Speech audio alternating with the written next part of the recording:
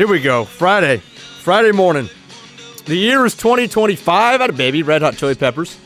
Starting your Friday morning off. The year is 2025. The day is October 3rd.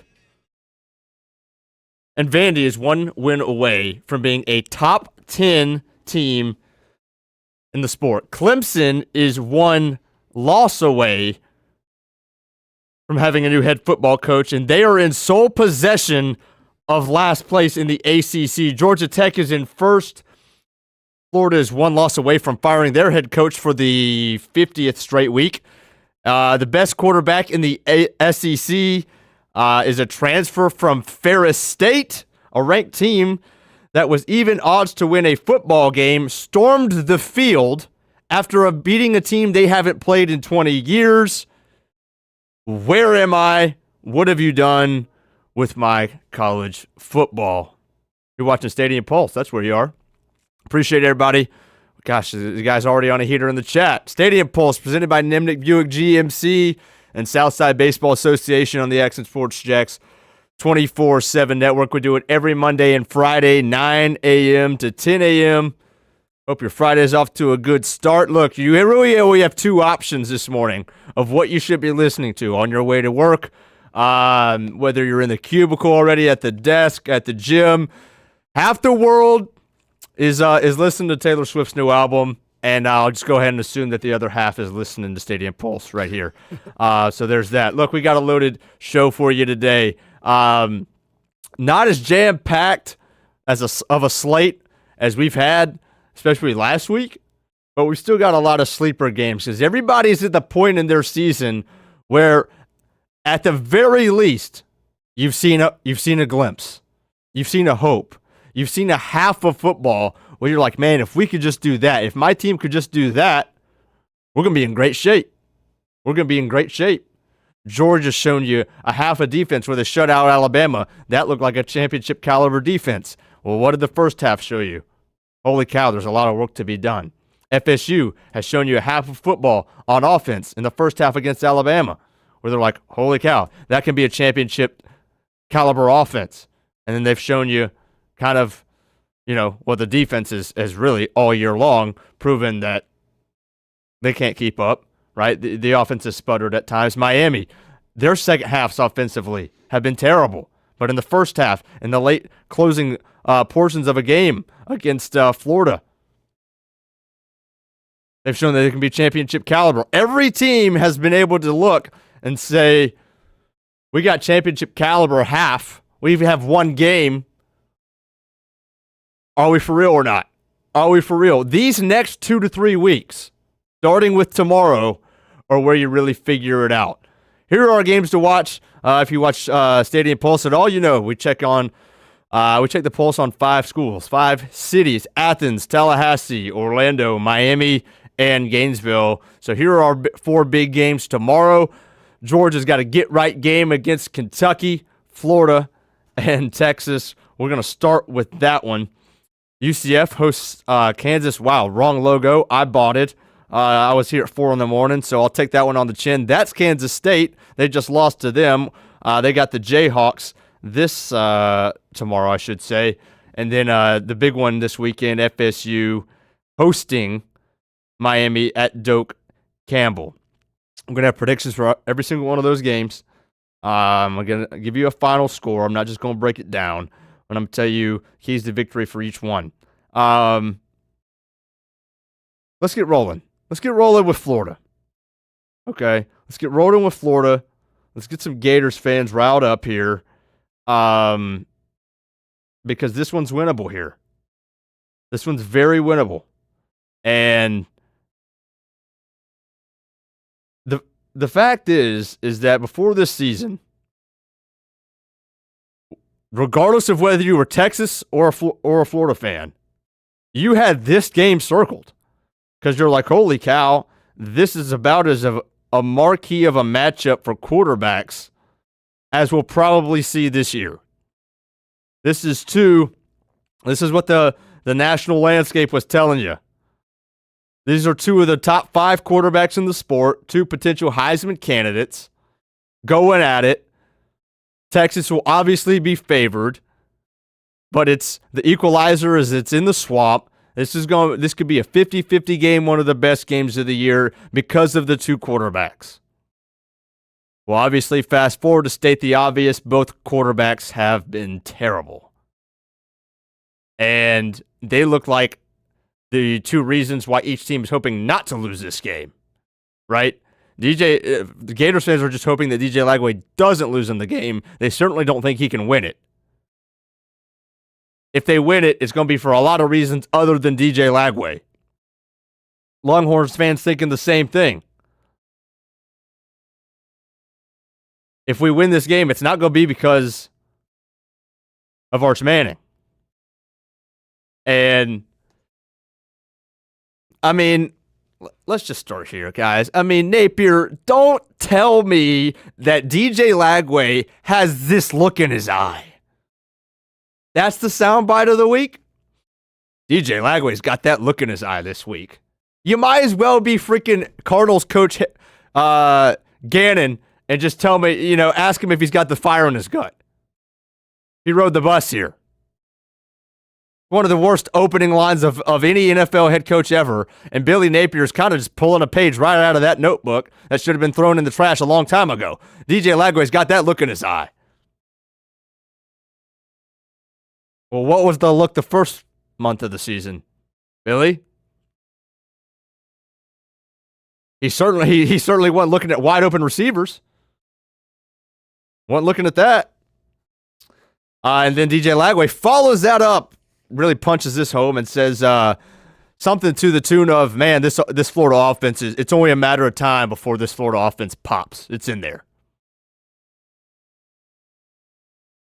I mean, I guess. I mean, we were talking about it all off season. You got great weapons on the outside. You got a top 10 back in college football.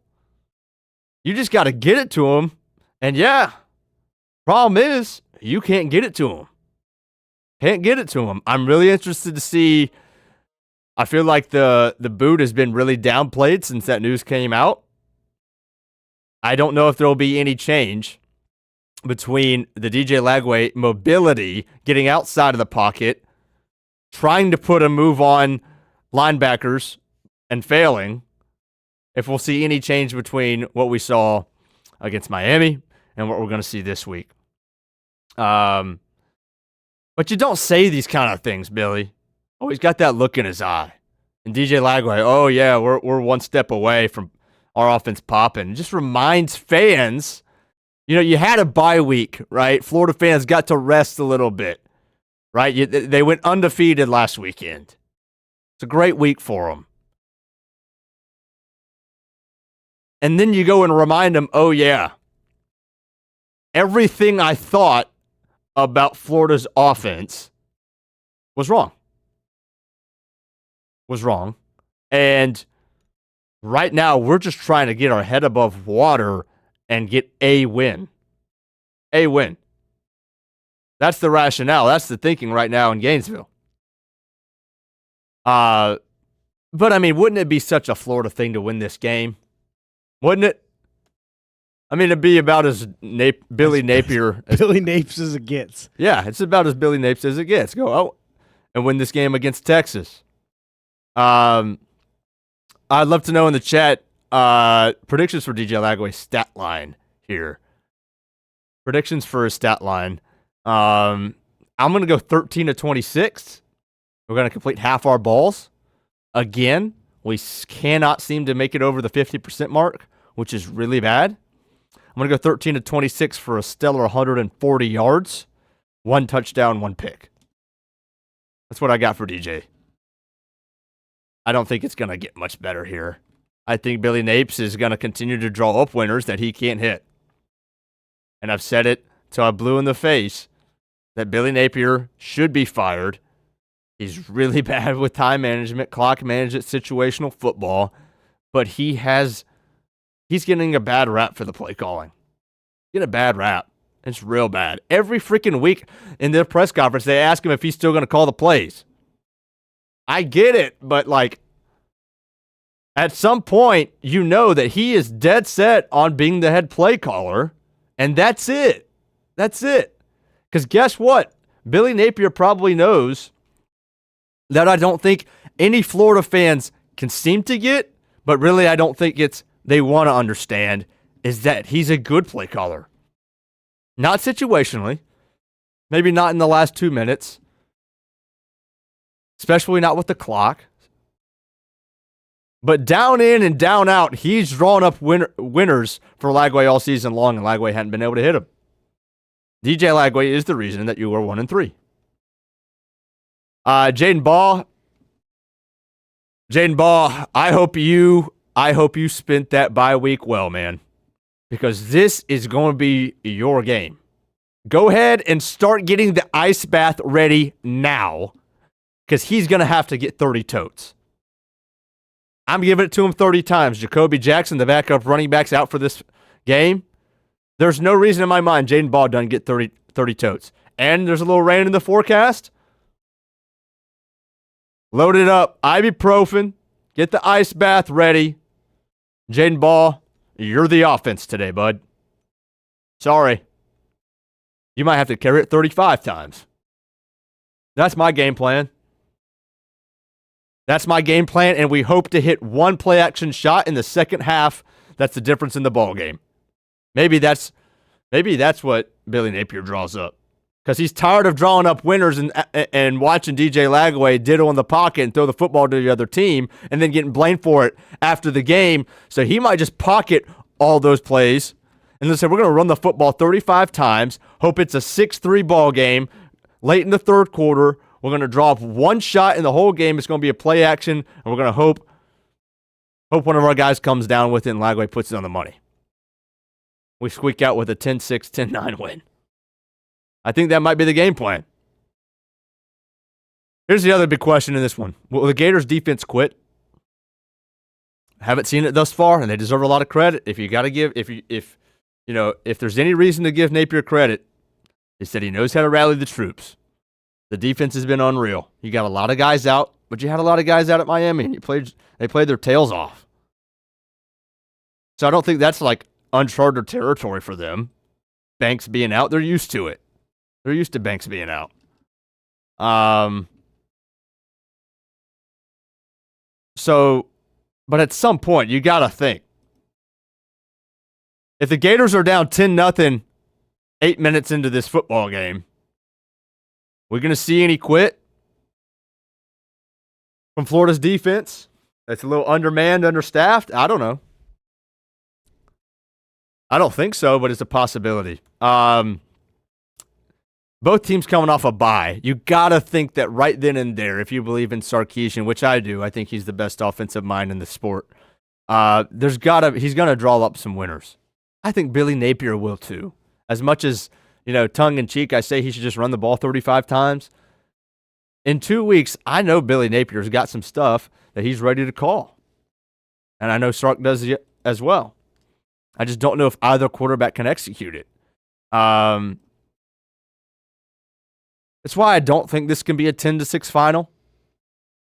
I've said for a month now, after we watched Arch play, I think 2 or 3 games, maybe a couple of weeks, we watched DJ Lagway, especially against LSU, USF LSU. Holy cow. This under might not be safe.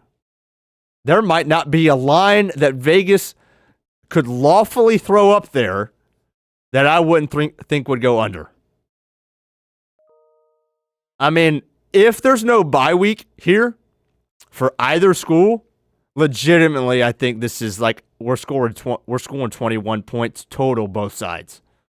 Something like that. 24 points max. This is a 17-7 game at best. The bye week for me means that we should see we should see more scoring. These guys are 2 offensive guys. They should be able to figure it out. Draw up some explosives.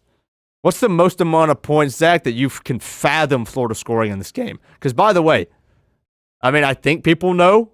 I don't know if they do or not. Ohio State should have showed you something. Texas is a top 5 defense in the country. Yes. So what is the most amount of points that you could fathom Florida scoring? The most amount of points I could fathom scoring is 14. I think 10 is the score. Okay, but no. So you're saying if they scored 20, you'd be shocked? Yeah, I'd be surprised. Okay. Yeah. I think I could give them 17. I think I'd be shocked. I mean, yeah, maybe 17 actually, because I could see them getting in field goal range and knocking one through after 4 attempts. But kicking problems has here been a problem. The other thing that's been a problem for Florida, Jason, is this year. You ready for this? I don't know. Probably not. And this is with If it's a Lagway stat, I'm not going to be ready. It's not. It's the without the LIU game. Mm-hmm. Okay. 21 penalties, 180 yards. They're averaging 45 yards in penalties per game. Every game they've played, they've had a touchdown called back because of a penalty. Real good. Lagway's the problem. Me and you have identified that. We're doctors. We've identified the problem. But the other place they got to stop the bleeding is discipline. But that has always been a Florida issue. Cite the shoe throw against LSU a few years ago. Good gosh. In Miami, they got a guy ejected for spitting on a player. I mean, there's and USF. Yep. I don't know. But I do see, I can envision, I can fathom Florida having the game of the year and squeaking one out against Texas. I can fathom that. Yeah, I mean, I wouldn't be – look, I really wouldn't be that surprised. No. I know, like I said, I know they got a lot of guys out on defense, but they've been incredibly stern and incredibly stubborn. They've been playing their tails off on defense. They have a shot to give Arch Manning just as much fits as LSU gave DJ Lagway. I mean, it's in the realm of possibility here. And anytime you're in the swamp, there's a shot. There's a shot. With that being said, you know, we predicted DJ Lagway's stat line. John in the chat goes 11 of 25, 153 yards, 3 picks, and no touchdowns. That's a Florida fan, by the way. Mm-hmm. Golly. That's why I think some of me believes Napier might give him 2 drives. Call a shot or 2, right? Work the middle of the field, let a play action. And if he doesn't see anything in the first 2 drives, all right, hand the ball off to Ball every time and throw screens and everything else like that and try to just sweat one out, controlling the clock, maybe force a turnover late and squeak out a 3-point win. On the other side, Arch Manning. How much can he improve during the season? I think it's all been mechanical, just like DJ Lagway. It's been mechanical with Arch Manning. And, I mean, we're throwing for 130 yards. Last time he played a real team was Ohio State. That was the 17-30 for 130 yards, 1 touchdown, 1 pick. Guys, this is his first road start in the SEC. Now, I would say that playing, at Ohio State is very similar. It's not like he's never played a big-time game on the road now. He has. He didn't look good. I think those are comparable, the swap in Ohio State, just as far as a tough environment, but this is his first road test. You think you expect him to come out here and reverse everything that we've seen all season? Only other team he's played, again, you have nothing to go off of. You got nothing to go off of. There's no confidence on either side of the ball. On offense, C.J. Baxter's out for Texas. They're running back. They got another one, and Sark will scheme up ways to get him the football. But a little rain in the forecast. Again, the bye week is actually means I think both teams will score at least another touchdown. I've got this as a 20-16 win for Texas. 20-16. Late turnover from DJ Lagway kind of seals the deal. And all hope once again is evaporated for the Gators, but at least they get a close game. It's exciting in the fourth quarter, and I think you need that. Not that it means anything for Billy Napier's job. It's not if but when, obviously. But I've got it 20-16 in favor of the Longhorns. What you got? I have 21-10. 21-10. Longhorns, 21-10. All right. Yep. College game day. Not at FSU Miami. Nope. It's actually at Vandy at Bama. As I started the show, Vandy is 1 win away from being a top 10 team in college football. Welcome to 2025. I can't wait to watch Diego Pavia play. They're putting up 70 points a game. Of course, inferior opponents, all that stuff. But they scored a ton on South Carolina. It's time to respect them, I think, is the thing. time to respect Diego Pavia. He's thrown for 1,200 yards, 13 touchdowns, 3 picks. Is also running it. I think he might be their leading rusher. Don't quote me on that, but I know he's up there. If Vandy does it again, I mean, imagine 18 months ago. Imagine 18 months ago if they win this game. You go from 18 months ago, they're a joke, obviously. They always have been a joke. They're the floor of the SEC, all that stuff. And now, if they were to win this game, they're a top 10 team, and they own Alabama. Now, do I see that happening? I don't know. I mean, I trust DeBoer at home, honestly, and I trust Ty Simpson. I trust Ty Simpson not to turn the football over, and I'm not sure Vandy's defense has a prayer of stopping Alabama on offense. I really don't. I don't think the over could be any higher for this one. I love the Pavia. Like, I don't like this for my team. I wouldn't want, but he's like, I think the quote is, "If we play our game, it won't be close." Like, all right, buddy. Like, it's Vandy. But he's kind of pulling one out of the Castellanos book, and not to say he's following Castellanos because Pavia's been doing this for as long as he's probably been playing the game. Yeah. But if we play our game, it won't be close. I don't know, man. I think this goes over 70 points. I think this is. I think College Game Day is glad that they're there. Yep. I think Saturday night after this game is complete, the story will be, holy cow, like Vandy, and they're still going to lose a game or two later on this year that they shouldn't lose. It's not time to take them that seriously, but it is time to take Diego Pavia seriously. And I'll say this. This just came to mind. If Vandy wins this game, I think Pavia should be the Heisman favorite. I mean, part of that is because no one else has stepped up. Nobody in the sport right now has proven that they're, Heisman caliber, other than John Mateer, and he's out a couple weeks. Everybody, the top 5 guys for Heisman, they've all underperformed. Correct. By a large margin. Correct. Hadn't even been close. If Vandy pulls this upset, I put Pavia in the top 3 immediately. John's got it 42-38. I've got it Bama 38-30. It's going to go over 70 points. It's going to be, Vandy's one possession short at the end, maybe one turnover. I don't think they're going to stop Alabama at all. And I think there might be like 1 point or 1 punt and 1 turnover per team in this game. Yep. I'd agree. We're going to save FSU and Miami we'll get to them next, but let me get to Georgia. I've watched the Georgia-Bama game back an unhealthy amount of times this week. I can't seem to figure out, I really don't have any kind of an answer of why Georgia's defense can't seem to play, why they're playing like a Big Ten defense in especially the first quarter of games, even in the first half.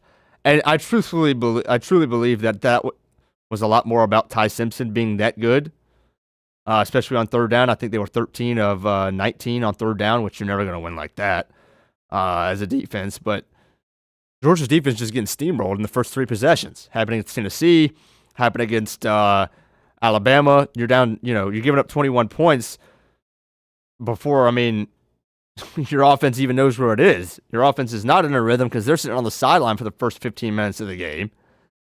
I don't know why that's happening. That being said, I don't think the defense shut them out in the second half, and you were 1 catch away on offense. Tylan Taylor, who's, by the way, going to be out for, I think, the season. They said upper body injury. That's your freshman wide receiver. Not that that's not a big loss because you have Noah Thomas, who you thought was going to be like your second receiver, big-time transfer from A&M, who's got like 3 catches on the year. And they haven't lost confidence in him. They just haven't got him the football.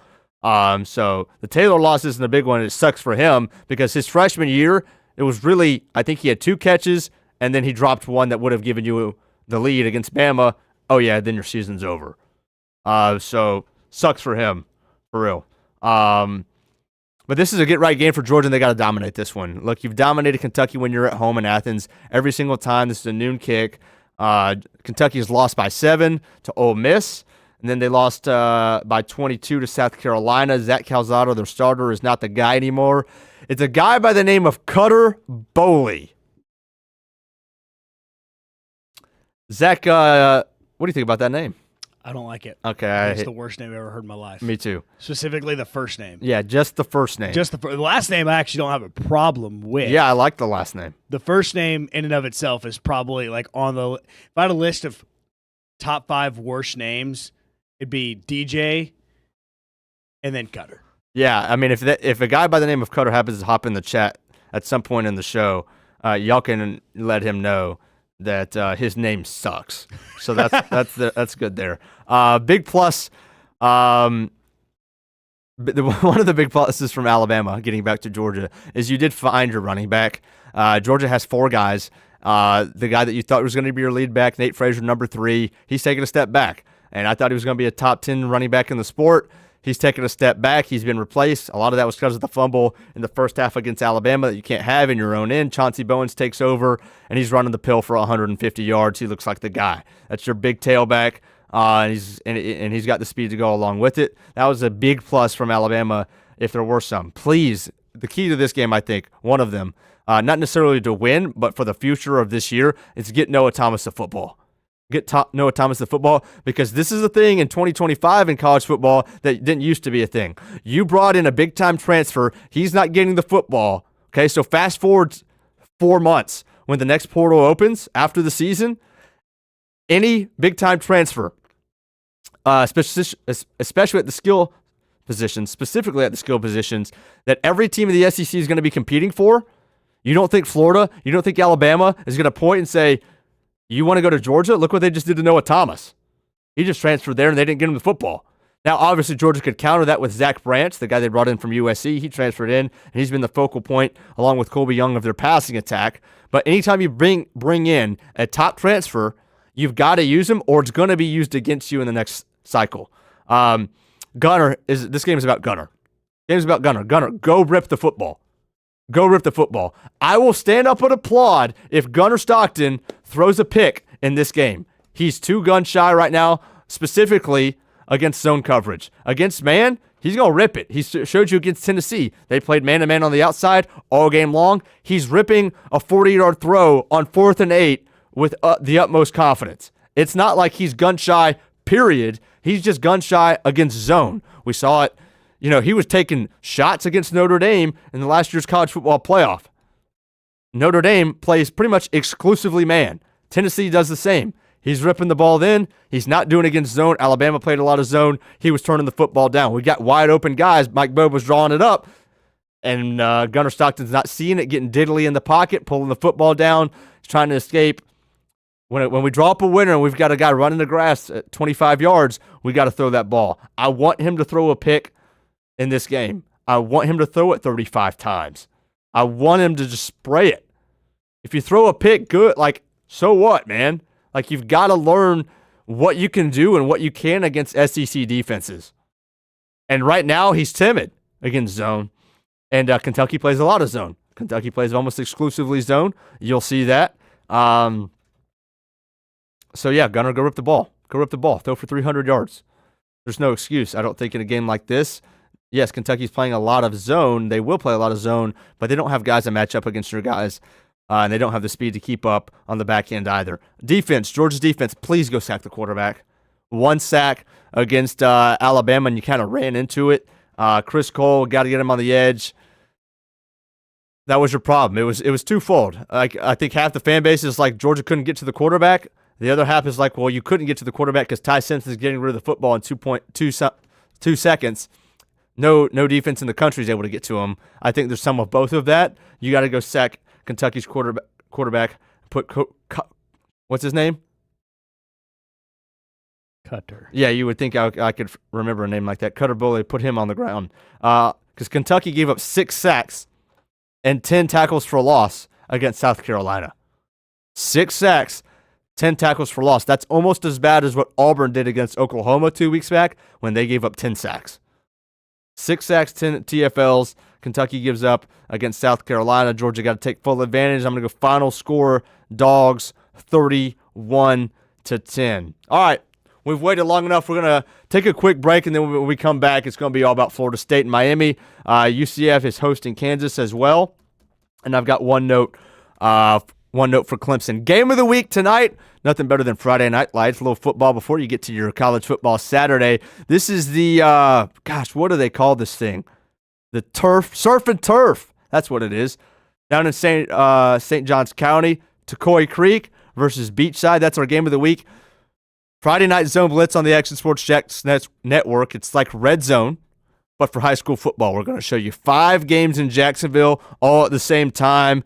Teams in the red zone, teams driving, we'll show it to you. In and out of each game. That's tonight, 8 p.m. We take you all the way into midnight. Friday Night Zone Blitz on the Action Sports Jackson Network. Appreciate everybody hanging out with us in the chat on this Friday morning, getting your Friday morning, your weekend started a little early, talking some college football. We'll be right back on Stadium Pulse. When it's time to get a new car for anyone in your family, just remember, nobody but Nimnick, the #1 Buick GMC dealer in Jacksonville. Get the latest price breaks on 2023 and 2024 models or the newest 2025 vehicles in the showroom on Phillips Highway or shop online at nimnickbuickgmc.com 24 hours a day. GMC Sierras, Yukons, and the redesigned Acadias, or get the all-new redesigned line with Buicks. It's nobody but Nimnick, and part of the reason why is this is a first-class buying experience here at Nimnick Buick GMC. You're not just a customer, you're a friend. This is about getting a vehicle that best fits you and getting you on the road, and also helping you and your family down the road. Nimnick has a treating you right guarantee, courtesy, respect, fairness, and most Buicks, GMCs, and Jacksonville's only Car Bravo dealer, nobody but Nimnick. Who has put in the most years and stands behind a better experience? Nobody but Nimnick GMC. We are professional grade. Putting your needs first. It's the backbone of how First Florida Credit Union does business. In all honesty, you might as well be speaking another language when it comes to finances. Sure, I'm good with my money, but what am I missing in the fine print? That's what led me to First Florida Credit Union. They're the perfect choice for anyone starting their financial journey because they keep finances easy. Plus, they offer financial education and resources I can trust. So I'm always growing more confident. And as a young adult, I am constantly adding more responsibilities to my plate. From a car payment to a mortgage, it all adds up. Luckily, First Florida Credit Union makes sure it adds up in all the right places and not the wrong ones by offering better rates and lower fees than traditional banks, even if you're still trying to grow your credit. Because as a member-owned institution, First Florida genuinely puts people's needs first rather than focusing on profit. So I know as my needs change, they'll be right there to help me reach my goals. Check out firstflorida.org to learn how you can benefit too. It's one of the hot spots in the area. Welcome you to String Sports Brewery out at the beach. Big crowd on hand tonight. The fans are here. And now the newest hot spot at the beach is open. String Sports Brewery in Jax Beach has opened its doors with rave reviews. We're going to be fans forever. Cozy up to the bar. Grab a seat in the sports-themed restaurant, or grab a seat outside and feel that breeze coming off the beach as the weather warms.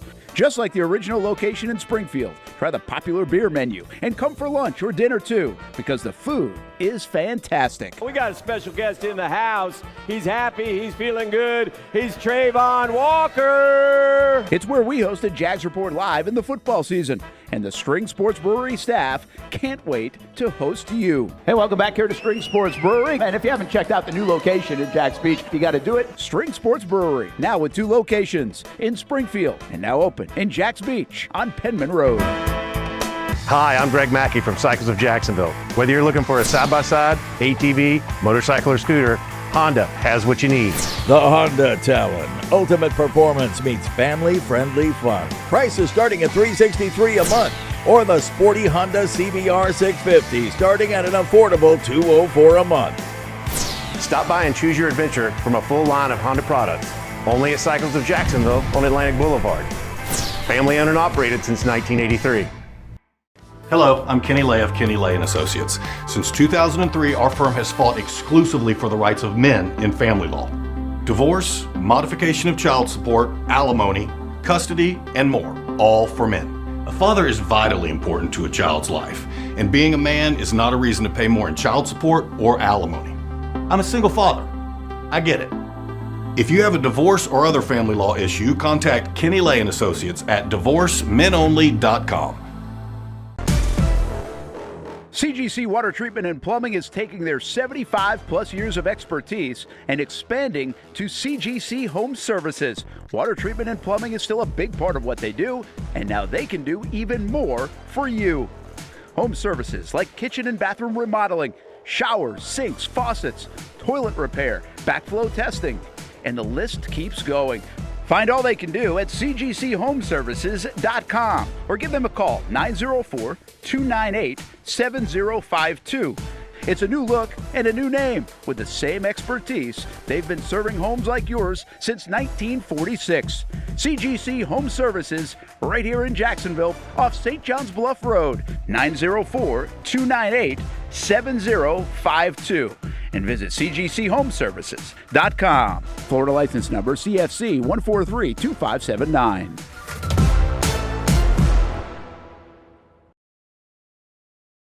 Your next head football coach of the Arkansas Razorbacks, Coach O. He's looking to get back into coaching at a skipper 64 years old.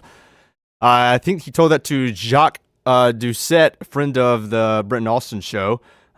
Sports director out there in LSU, or in Baton Rouge, I should say.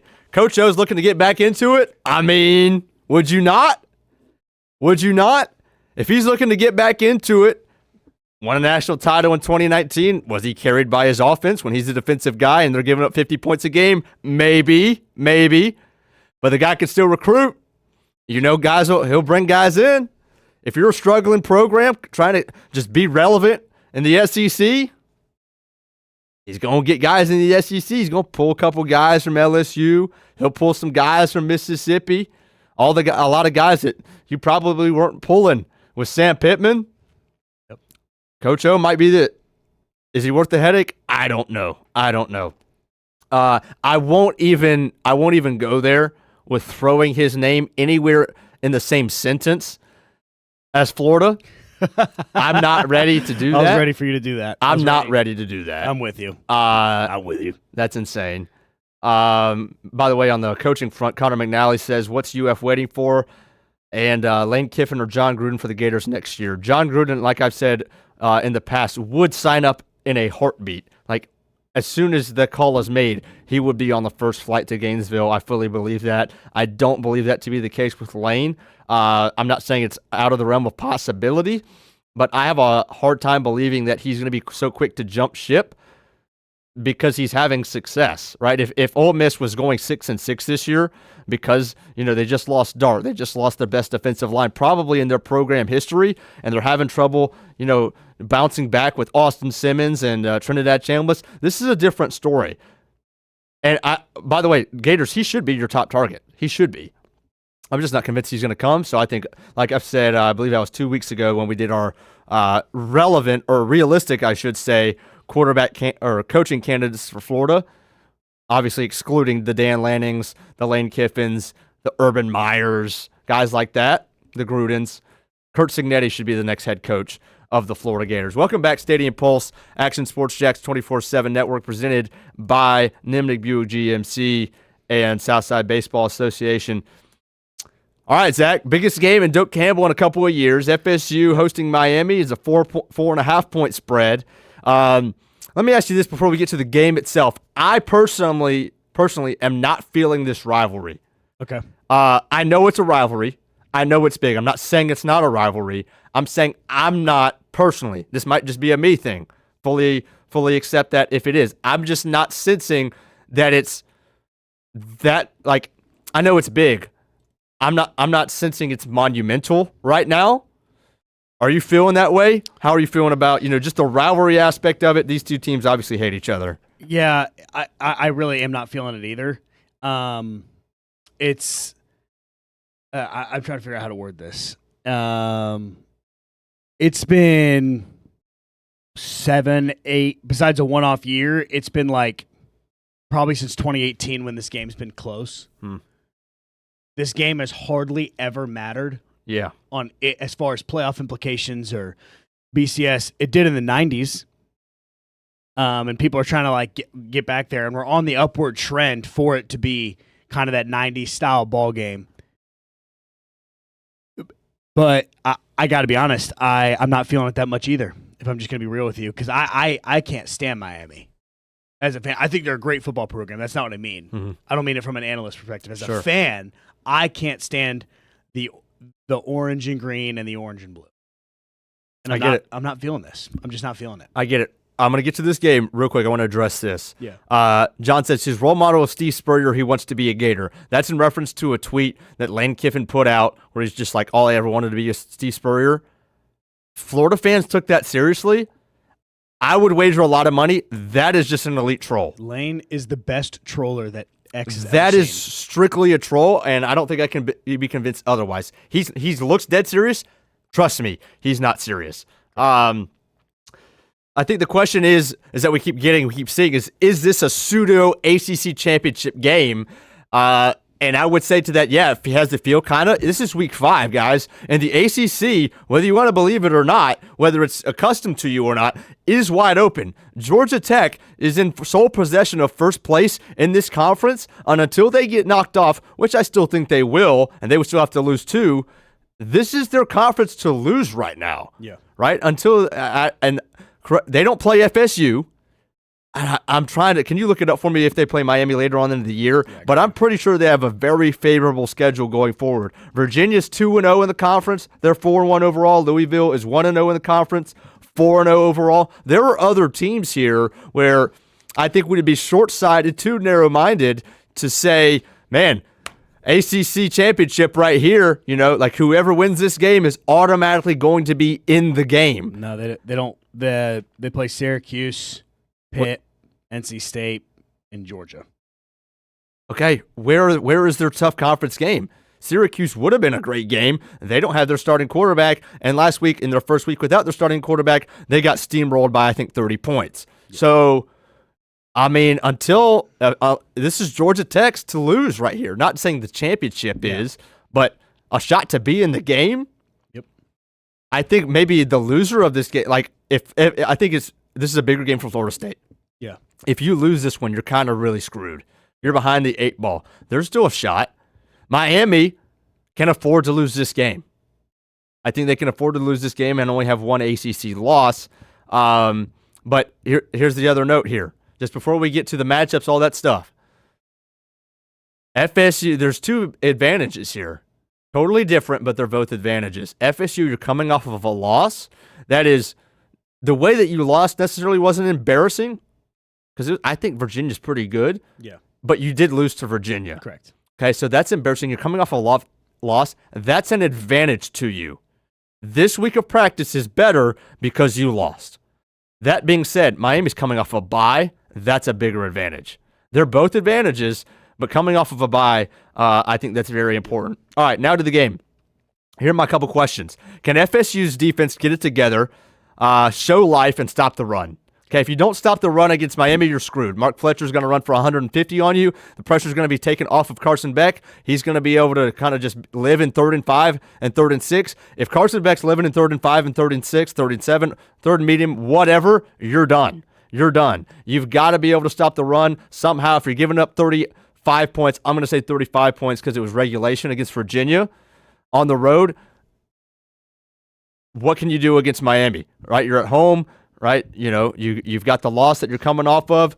That should be able to get you to show some life. But if you can't do that, you're done right off the bat. My other question before I pass it off, can they rattle Beck early, right? Obviously, as a Georgia fan, I've seen this a lot of times. You can rattle him early, right? It seems like he doesn't start to see those coverages all that great, right? Especially over the middle of the field. Get him off of his timing. Maybe hit him once or twice. Then does that lead to forcing a turnover later in the football game? I think my first key is FSU's defense. You've got to show some life. You got to show up. Yep. Florida State's got to be overly physical. Against Alabama, we let up that first drive. Castellanos went down, smacked him back in the mouth. Alabama walks back out there, and Florida State just starts hitting. I mean, they rattle Ryan Williams. You don't get to the middle of the second drive of Alabama's offense in Florida State, Alabama, and their linemen's heads start going back on every hit. Then you see Ty Simpson scared to leave the pocket. Then we've engulfed them. The difference is it's not the fact that we let up a set of points on the first drive. It's that we responded and we came alive and we started hitting. Florida State has to do that. It's hard, okay? It's hard to get up and go play against Virginia when you've got that Miami logo the next week. It's easy, where I'm going with this, Jason, is it's easy for Florida State to wake up and go play Alabama. That's a big logo. It's easy for us to get up and go play Florida. It's easy for us to get up and go play Miami. Those are the big logos we play, in quotes, right? Sure. Can Florida State play like it? Coming off a loss, that is an advantage. We have a longer week, too. We had a longer week to come back, which was nice. Can we hit them? The big question mark that I have over Miami, and it's the only question mark I have on them, and I've had it since the Florida game, really, because I didn't know how mobile Lagway was going to be. Byron Brown had a horrible game against them. Florida State or Miami has not played a mobile quarterback. It's true. Can they stop him? That like if in your way, if Miami puts up, regardless of what backs they use, whether they use some sweet plays to Malachi Toney, whatever it is, if they put up 150 rushing yards and Carson Beck's comfortable on 3rd and 5, we've effectively lost that ball game. I'm with you. But in the opposite, if Miami's defense can't contain our running game, what are you going to do? What I expect offensively, strategy-wise, from Gus Malzahn this game is what analysts call, I've never really heard the term until like a few days ago, window dressing. A lot of pre-snap movement, getting the safeties and linebackers uncomfortable and not knowing where guys are going to be. Really a lot of unnecessary movement, taking the play down to the wire. Because what we need to do against Miami is exactly what Virginia did against us, which is keep our offense keep the other team's offense off the field. If we keep Carson Beck at bay, Malachi Toney at bay, we just keep peppering Miami's defense with run game and third down conversions, a deep ball here and there, a threat to tire out the receivers. We do that. It's never a blowout win. Never a blowout win. But that is the way you play the best defense because of the way Florida State's defense hasn't been able to stop really anybody. Your final score? Final score, brother, is going to be Florida State 35, Miami 31. I respect it. Look, offensively, as you were mentioning, can Castellanos play a clean game, right? Throw it to somebody other than Deuce Robinson. That's a huge key. Yeah. He's got like 17 catches, other than Danzy, who's just taking end-arounds to the house all the time. Yeah. Nobody else has stepped up as a receiver for Florida State. That's going to be huge. Can Castellanos throw enough to where Miami can't stack the box, right? Because if they stack the box, Florida State's done. I think Miami's the more physical team. You've got to spread them out. You've got to be able to hit a shot so you can run the football. I have one last thing to mention, and it's because I saw it in the chat with John. Mm-hmm. This is the toughest road game regular season that Carson Beck will play this year. Yeah, but he's used to it, brother. He is. No doubt he's used to it. Is everybody else used to it? Yeah, that's good. That's a good question. It's just a thought. I don't know if you had any thoughts on that, but anyway, sorry to interrupt. I think he'll handle it well. Unless the FSU's able to rattle him early. Yeah. Again, find somebody else other than Deuce Robinson. Squirrel White has 4 catches on the year. First of all, he's lucky to be alive instead of getting stampeded by Virginia's idiotic fans who about trampled him as soon as the clock hit 0. Yeah. But now that he is alive, now that he's fully healthy, thankfully, let's get him involved. Yep. All right. Obviously, let me get to my prediction here. Because we're running out of time here. Florida State, this is the biggest game that you've played in Doak Campbell. As much as I love watching Florida State lose, I'm trying to look at this game as straight as I can. And I feel personally, might be wrong, but I feel like I have a very good idea of where Florida State's at least 4 games in, right? I picked Virginia last week. I picked them to pull the upset because I thought that it was the look-ahead game, that Florida State was looking to Miami, and they wouldn't be able to stop Chandler Morris. This actually might be a better matchup for Florida State's defense as far as being able to stop Miami's offense. Throw in obviously the huge factor they're at home. When Miami has had the lead going into the second half so far this year, they've stalled. We saw it against LSU, saw it against Florida. They've stalled, especially the third quarter. The offense has not played a full 4 quarters yet. Beck's not been in rhythm all 4 quarters yet. Cristobal doesn't deserve enough credit to be able to pick him with confidence on the road. Florida State upsets Miami in a huge bounce-back game. Same score prediction I gave for the Florida State-Virginia game last week. Give me the Noles in Doak, 31-30. Wow. Trying to call it like I see it. Holy cow, we're almost out of time. UCF has a big game Saturday. Sorry to just springboard from that really quick, but they host Kansas. Keep an eye on Houston hosting Texas Tech as well. That's probably the Big 12 game of the week. Really hope the bounce house is packed for this one. You're hosting the Jayhawks. It's offense. The strength of Kansas, obviously the offense. Jalen Daniels has 16 passing touchdowns on the year. 16 on the year. Just for reference, Taven Jackson has 3. And he's not the only one. A lot of quarterbacks, obviously, not throwing the football with a lot of success in the Big 12 so far this year. So Taven Jackson is healthy. He had the sprained shoulder joint.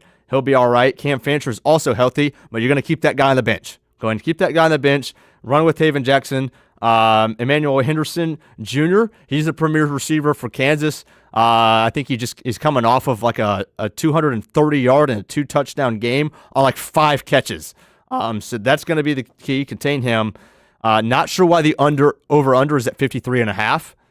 I think, Kansas is scoring about 40 points a game. UCF, when they're at home, I think their offense is a lot better. I think this is going to be a high-scoring affair. UCF defense, you've got to be able to keep Jalen Daniels within the pocket. So a big game for Nigel Kelly, and you've got to be able to stop the run. Kansas State just torched you last week on the ground. You can't let Kansas do the same. I've got UCF being able to do that. Taven Jackson being able to play clean enough to win this football game at home. I've got the Knights with a big win, 34-31. I told you I had one note about Clemson. I'm going to keep it as short as possible. Clemson, if y'all can't beat the fighting Jordan Hudsons by more than 2 touchdowns, I'm coming for Dabo's kneecaps. And in as most of a non-violent way as possible, y'all better beat the fighting Jordan Hudson by more than 2 scores. That's all the time we have for you today. Real quick in the chat. Throw that up there one more time. John says 27-20 FSU. Killer Tofu says, I don't get the national hate FSU gets. I got Why? Someone tell me, please. All right. The reason we get national hate is because we lost our quarterback after a 13-0 season. Here we go. Or a 12-0 season. We beat Florida, and then we throw a temper tantrum, and this is coming from an FSU fan, when we didn't get into the playoff, and then we go out and we pull all of our starters, which I disagree with, against Georgia, get steamrolled 63-3, and then complain that we deserved the national title. That is why we get so much hate. We're also the most obnoxious fan base in the ACC, and that doesn't do us any favors. You think you're more obnoxious than Miami? Miami doesn't have enough fans to be considered obnoxious. Damn. That's quite the note to end on. Stadium Pulse every Friday and every Monday, 9 to 10 a.m., sponsored by Nimnik Buick GMC and Southside Baseball Association. Appreciate their partnerships. Appreciate y'all hopping in the chat. Britt and Austin show coming up in 5 minutes. A lot of Jags talk. Obviously, it's a long week with the Monday night game. The Chiefs come into town. Mac Jones balls in L.A. The Jags win over the 49ers. Looks a little bit better considering what San Francisco was able to do last night, beating the Rams. Little baseball, little playoff talk. Xander Bogaerts, what a call that was. What would 4-1 mean for the Jacksonville Jaguars? Parker Washington was on Jaguars All Access last night. You'll hear from him. We'll get to FSU and Miami as well. A little college ball talk for a few minutes there. And then our wagers on the weekend. It's a loaded 3 hours. Brent and Austin show every weekday, 10 to 1 p.m. Stadium Pulse every Monday and Friday, 9 to 10 a.m. Appreciate everybody hopping in with us today. Have a good Friday, everybody. Most of us know how to throw.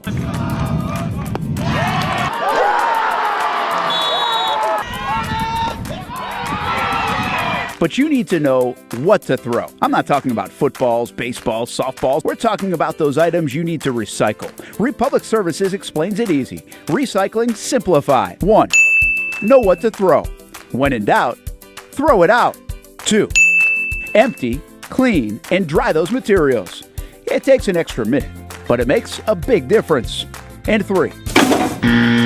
Don't bag it. This makes the recycling process faster and more efficient. This is a look at the Republic Services North Florida Recycling Center. You can make this process even more efficient. By utilizing those 3 steps, Republic Services can help you become a better recycler in your home. Learn more at recyclingsimplified.com. Burgers or breakfast, you can get it all at Whataburger. Try something new on the menu or an all-time favorite like the Whataburger Patty Melt. And now you can have breakfast here at Whataburger 12 hours a day, 11 p.m. until 11 a.m. Menu items like the bacon taquito, sausage taquito, honey butter chicken biscuit. Whether you work the late night shift, just want a snack early in the morning to get your day started, or a little pick-me-up late in the morning, 12 hours a day, breakfast served, 11 p.m. until 11 a.m. A dozen locations in Jacksonville. You can order pickup or delivery and download the Whataburger app. New rewards members get free Whataburger items when placing their first online order. Just download the app. And for us coffee drinkers, Whataburger has all new hot coffee and iced coffee too. Satisfy that coffee craving at Whataburger 24/7, and it comes in a variety of flavors. Burgers, breakfast, coffee, and so much more. Whataburger, just like you like it. Baker's Sports. It's a hometown business filled with hometown people